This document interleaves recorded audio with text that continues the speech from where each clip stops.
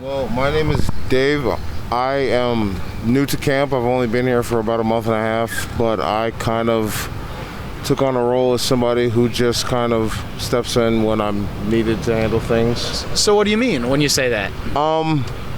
Well, one of the reasons why I'm homeless is I'm actually a resident here, but one of the reasons why I'm homeless is mental illness.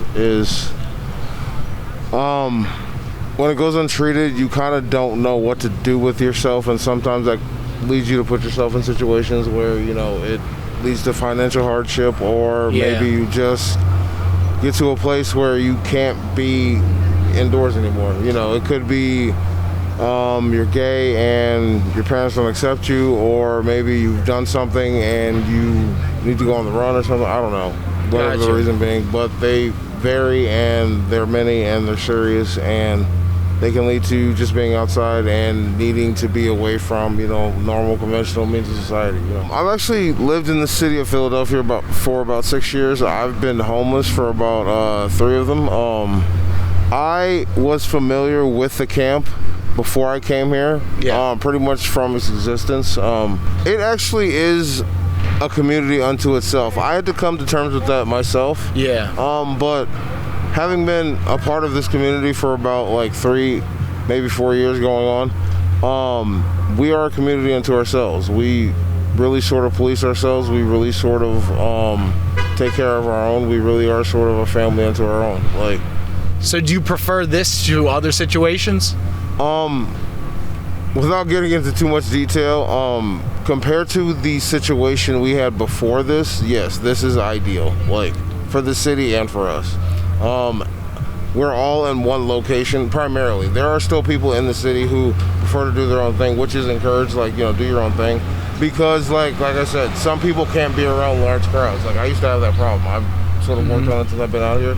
But, we're in one main location. Now we have a donation station where people drop off stuff instead of just them trying to find people all over the city. Got it. It's more contained in a good way, in a more humane way.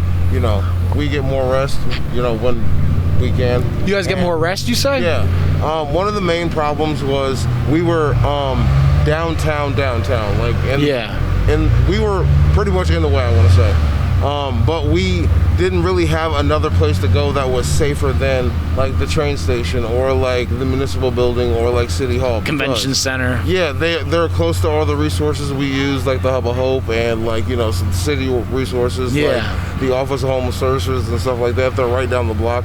And plus it's just where we all know each other and where we can all get to safely, because it is the heart of downtown. You can get to it from pretty much anywhere outside the city, and it's just kind of where everybody ends up, so it was just easier to be, down in one central location where everybody could find, and that was just the heart of the city, But being up here, it's actually better because, it's still on the bus line. It's out of the way, of the city services. I get we're in the way, but that's the whole point of the protest. And we're supposed to be in the way, but out of the way of the city. What I've been discussing with the residents and what we've been kind of saying amongst ourselves is we're kind of like a neighborly occupation now. We have to remember that we are a protest, but we're sort of protesting in a neighborhood, so we have to remember that we are neighbors with them. So, and I do realize that being a part of the community that we do get loud, and we do have incidents around here that, you wouldn't normally have around here just because of who we have in our camp and the problems that come along with, being homeless and that are in our community. We acknowledge that, but we try to work on them, and we try to acknowledge them as fast as possible. And that's part of the reason why we opened the street back up. We did get what we felt in our eyes was a fair deal. The 50 houses? Yeah, for right now. We want something better. We're not going to stop, obviously. That's why we're still here.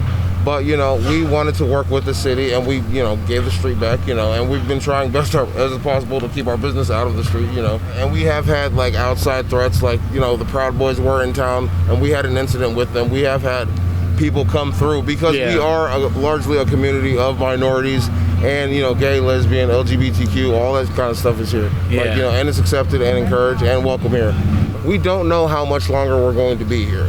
We don't want this to end in any way violently. We're not seeking here to be we're not domestic. It's none of it's just people trying to live somewhere civilly. usually a lot of the donations we get are from the neighborhood. People literally run to Whole Foods. They'll come down here. What do you guys need? They'll run to Whole Foods and then 10 minutes bring it down here in bulk. Like, a lot of our donations come from the neighborhood. So it's not like,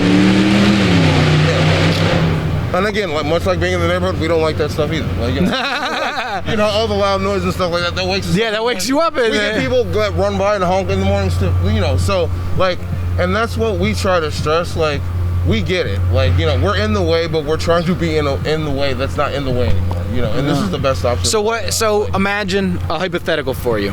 So in the camera is, I guess that camera pointing at you.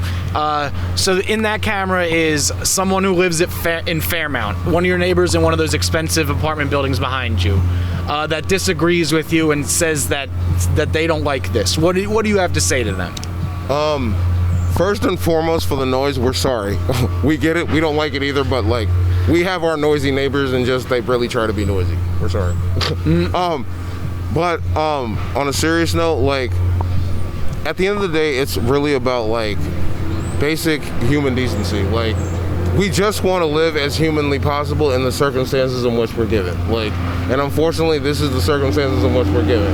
And much like, you know, people that live in, you know, the houses around us, like in Fairmount, in Spring Garden, in, you know, the Parkway, you know, right across the street, you know, let's not pretend like you don't have the same issues. You just have the luxury of going through them inside, like, you know, and we want that same luxury, which is why we're here. You know, it's just our version of inside our tents right now, for right now. Like, you know, that's why we took the 50 houses, but we're still here. Like, you know, we want more. We want something better, you know, but we realize that compromise is the way out and this is the way forward, you know, but it doesn't mean that this is where it ends. Like, you know, we tell people with donations now, we're winterizing, like, you know, for fall, you know, because it's getting colder. And we don't know when it's going to, luckily the past couple of years it hasn't been snowing as much, but we do normally get one major snowfall. Like, you know, and in situations like that still, this is an ideal location to be, because once again, when it snows, you have to stay indoors. So that means if we were down at the train station still, we would be indoors the entire length of that. That could be a day, it could be 3 days, it could be a week, you know, and we don't want that either, because like we're in a train station, like we don't live like that. You know? So if this is the better option for winter, we'll stay here. It doesn't mean that we're gonna make this Custer's last stand and we're gonna, you know, violently oppose the neighbor. No, we're just gonna start and make this as comfortable as possible, you know, keeping in mind that we are a neighborhood, but yes, we are an occupation, we are a protest. Like we are, it is, and I hate to use this phrase, us against them. Us being us, the homeless community, against the city. For these reasons. We're human. We all have the same needs and all the same fears and all the same worries. But at the same time, this is a protest. We're staying here. Like, and the solutions are simple. And one other thing I want to point out, and this is something that does not go unsaid, and there are multiple horror stories. We don't use city services because simply they are not safe for us. Like the shelters and stuff like that. 3 years ago, and you can Google this, there was a murder at a shelter named Sunday Breakfast. I was there for that. Like, you saw someone get murdered at breakfast? When I say I was there for that, I was asleep and it woke me up. Like, and there are people that were also there and they confirm. Like, so when that happens, no, you don't want to stay in a shelter like that. I'm sorry. Like, and yes, it does traumatize you and it adds to whatever mental illness and it just compounds the situation. So it's not like, and don't get me wrong, not all city services are that bad, but that's how bad it can get, you know. But it can be something as little as, you know, today I need a shower and I can't find a shower, you know, because I didn't come at the right time or because I don't. That just makes your day worse and it makes things harder. Like, we're sick of dealing like that. So yeah, we're sorry. If it means we have to set up like a makeshift shower throughout the city and using the water that we're not paying for, sorry, we'll do it. But it also means that we're not showering in the bathroom down at the train station. Yeah, you know, but ultimately we would all like to be showering indoors in our own homes, and that's why we're here and that's why we're staying right now. Got you. Is there anything else that you want people to know about your situation? Yeah, like I said, we can always use donations, and we are gearing up for fall and winter, so like if you are going to donate, please donate. Fall items, blankets, sweaters. We still want to talk to the city. Like, we're still talking to the city. Negotiations are still ongoing. Like, you know, and they're civil, and, you know, we do make progress as they see on both sides, and we're willing to compromise. Like I said, 50 houses, street stays open, like, you know. But until we get certain needs met and certain demands met, you know, most among them, like, we want to know that we can go to city services and not be treated, and be treated like, you know, humans. who have needs that need to be met in a humanly, way, and if we know that we can be taken care of in a safe, civil manner and come to you and not feel judged for that, gladly, but until that, there are obvious problems that need to be addressed, just basic stuff like that, and more serious things, that's all we're saying. Address the issues and we'll come to you. But don't tell us, go sit somewhere until we're ready for you to get better, until we're ready to, stop using you. Would it mean anything to you to see, like, the mayor come down here? Yes, that's all we're asking. Something as simple as that. Stop with, the press releases. Yes, we are in a protest, but it's a peaceful, neighborly occupation. Like, we're not here to, like, take over. No, we just want a house. I just want to go inside and watch TV and not have you watch me do it, honestly. Some privacy. If I can come to the city for that, awesome. We'd all love that. But you know what?